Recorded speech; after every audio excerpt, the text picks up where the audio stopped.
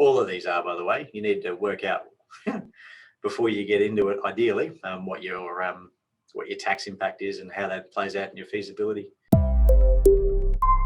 Income tax will be payable on developments that aren't capital.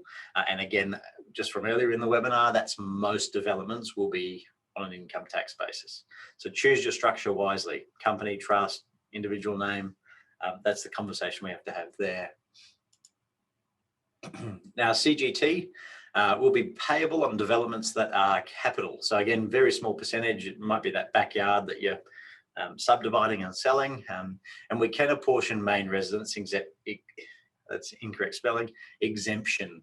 So the main residence exemption. So the calculation to apportion a gain when you subdivide your backyard is pretty intense, but again, as I said, it's a bit more favourable tax outcome if it's considered capital in nature. GST.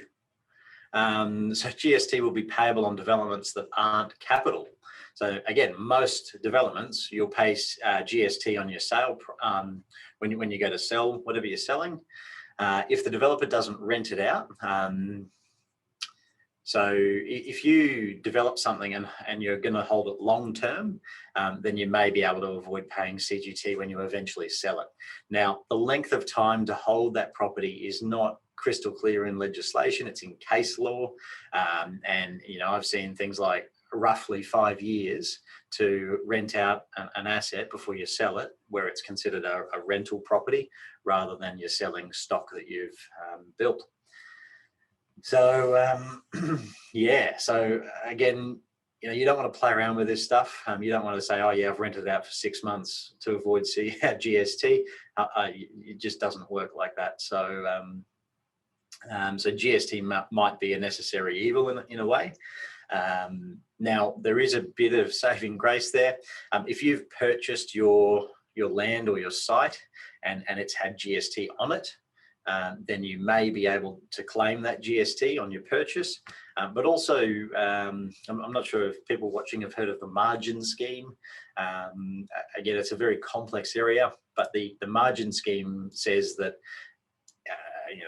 a lot of pages of legislation, it basically says you pay GST on your profit rather than on the sale price.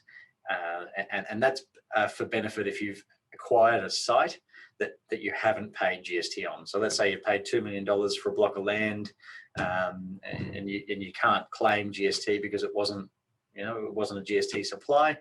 Then the margin scheme, if you can apply it, allows you to just pay the GST on the profit, which is pretty exciting, than paying full whack on your sale price. So again, pretty complex. Stamp duty. Stamp duty is a state-based tax, and it's paid on the purchase of your site. Now, keep in mind as well, your buyer. So once you develop your property and sell that to the buyer will need to consider stamp duty as well. And again, state-based, it's different amounts. In fact, I think New South Wales has recently gotten rid of it for certain purchases, which is pretty exciting. But yeah, one to consider and factor into a feasibility. All of these are, by the way. You need to work out before you get into it, ideally, what your tax impact is and how that plays out in your feasibility. And then the last one is land tax.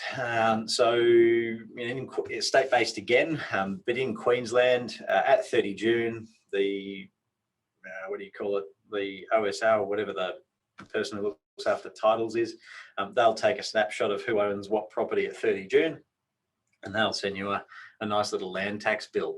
So that can also come into play when you're looking to sell blocks, and selling them before 30 June in a year might mean the difference between paying land tax on that block or not.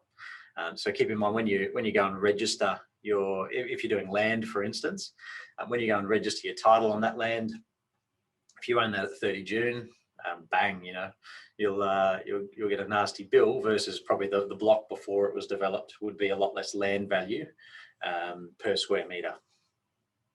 So again, keep in mind land tax. Tax on tax on tax.